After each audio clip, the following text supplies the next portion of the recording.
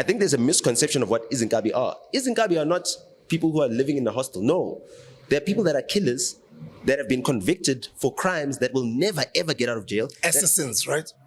Well, Assassins. Assassins, yes. Yeah. They're sitting in prison right now. And what happens is that our correctional officers get paid to release these people so they can commit these crimes, and then they capture them. They recapture them, they go back.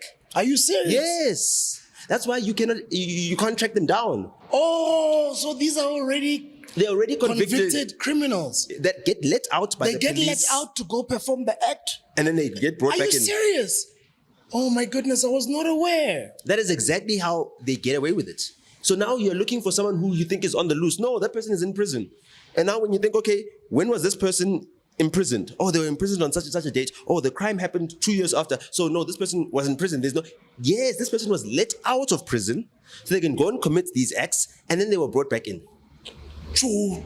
I was not aware of that. So appealing to Izinkabi does not help. We need to appeal to the people in our prisons. I was contacted last week by prisoners who are serving the last 6 months of their 10-year bid. And they watched the Penwell show.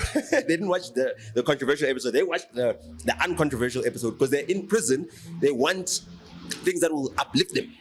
And they said, you spoke about how we can redeem ourselves and how we can contribute positively even after we leave here, and how we can have opportunities that will prevent us from going back into a life of crime. They said, but NOTA, okay, we know that you're a law-abiding citizen. Ne?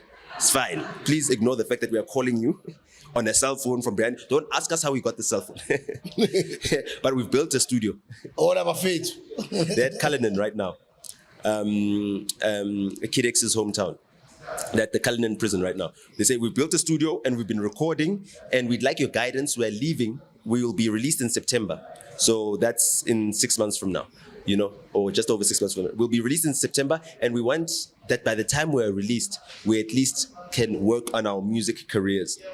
And we won't go back into what got us here, because we believe in the message that you've been sharing. So the devices are now inside the prisons. The devices are with our brothers who think that they are irredeemable. And I'm appealing to our brothers behind bars to say, it does not matter what you've done. It does not matter how irreversible it is. It doesn't matter even if you've taken lives, even if you've taken a life. Your soul can still be redeemed. Your soul can still be retrieved from the darkness. And that darkness that you feel that has become you is not you. We are people of the light. Our Grootman, Babu Donlaga, has written a book about ancient Kemets. Yes, what an incredible book. Guys, go check out an episode that we had with him on the Hustlers Corner. I interviewed him. I think it was a few months ago here on the Hustlers Corner, maybe it's 20 episodes ago. Go check it out. Dr. Donlaga on the Hustlers Corner. He speaks about the book.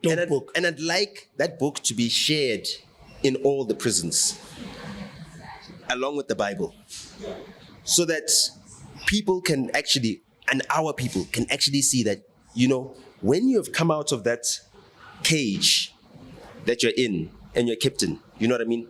You can still come out to be a beautiful bird that can fly and flap its wings. You're not just trapped in that situation and that's your destiny. No. That's not what you deserve. I mean, when I was held for 4 hours in that cell, I was held with many other inmates who had even slept the night before. And as soon as I got in, I said, gentlemen, I'm not going to be here for long. Please leave your mattresses and everything. You can stay on your mattresses. I'm not going to be here for long. Even the food, my food, you can eat it. I ordered 2 plates of food. I gave them up. I said, I'm going to be out of here. But in the time that I'm out of here, I need to give you guys hope. And I preached for maybe 2 hours straight. 2 hours straight to teach my brothers that, listen, you are the redeemable. You do not deserve to be here. You do not deserve to be here. You do not belong here. This is not your destiny. You're not jailbirds. You need to see more for yourselves internally. And you need to start believing that there's more for you out there. And therefore, you can get yourself out of this trap and out of this system. And I think if we reprogram the minds of our people and teach them humanity in that way through our worst examples, through the ones who have fallen by the wayside, through the ones who have shown a lack of humanity, through the ones who have taken life, who have blood on their hands, if we can show that we can wash the blood off of their hands and redeem them, then we'll have less people falling into that darkness. Because we'll have people who are standing in the light and saying, listen, out of all the darkness that has drenched my soul, of all the goodness, I still found that humanity, that seed of humanity. I still put it in that soil inside me. I still watered that. And out of that, a tree of life grew. A tree of rebirth grew. And we can all be reborn. You know what I mean? We can all be hugging our rebirth and pass that on as fruits. And I think that this type of content that we're sharing right now, a lot of people get it wrong or get it twisted.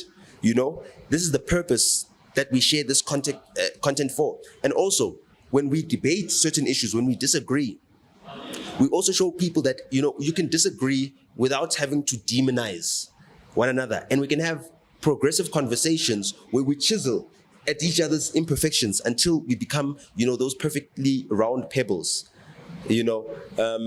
And these pebbles that, or these pebbles, or these pearls that we are sharing here, you know, need to be treasures that people can then wear around their necks, wear on their ears, wear with pride everywhere that they go, so that it doesn't burden us so much that we're trying so hard to, you know, change this world, right? But we feel like the world is against change itself, you know, because there's still so much hope. There's still so much hope to be shared, and that is our purpose. And I'm glad that, you know, you have also refound your purpose, and you've also shared that, you know, amongst everything that you have done and everything that you've achieved, within that light, even you had found that you've lost your way.